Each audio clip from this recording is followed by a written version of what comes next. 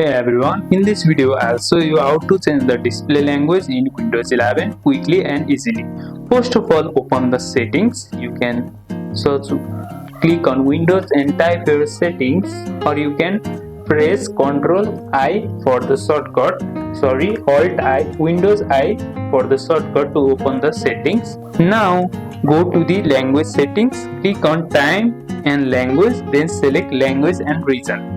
You will see the option here, time and language at the right side. Click on it. Here, go to the language and region. After that, you can change your language from here. You can add a language, preferred language, whichever you want. You can download it, any of the language, and add it.